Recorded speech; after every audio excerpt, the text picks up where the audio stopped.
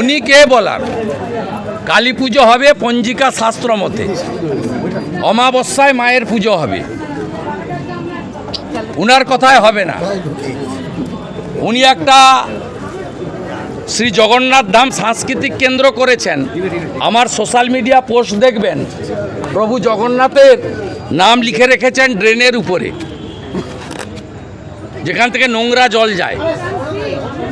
যারা হিন্দু ধর্মকে গন্ধা ধর্ম বলে, মহাকুম্ভকে মৃত্যুকুম্ভ বলে, রাম মন্দির উদ্বোধনের দিন যিনি মিছিল করেন পার্সার কাছে, যিনি অতীন ঘোষের পুজোয় হিজাব পরে যান, মাথায় জল পড়লো কানটা খোলা থাকলো, তিনি আর যাই হোক হিন্দু নন।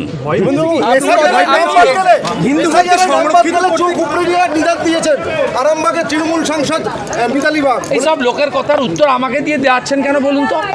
এত বড় ভয়ঙ্কর একটা না, সে বলবে তো। একটা তো ছোড়া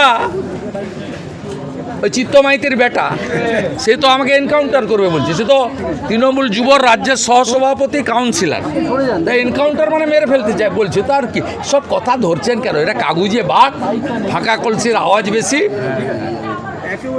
ক্ষমতা থাকলে ইলেকশন কমিশনের সঙ্গে লড়ে নিক, আমরা দর্শকের ভূমিকা নেব।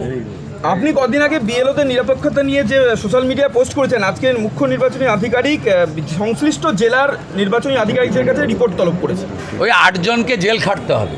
তৃণমূলের মিটিংয়ে গেছেন, বিহারে 52 জন বিএলও জেলে আছেন। 52 জন রাজ্য পুলিশ করবে না?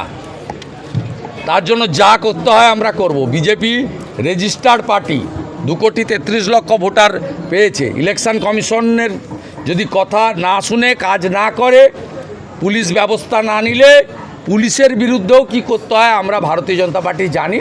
এটা করে আমরা দেখাবো। বিএলওরা শুনে রাখুন, 52 জন বিএলও এখনও বিহারের জেলের ভিতরে আছে।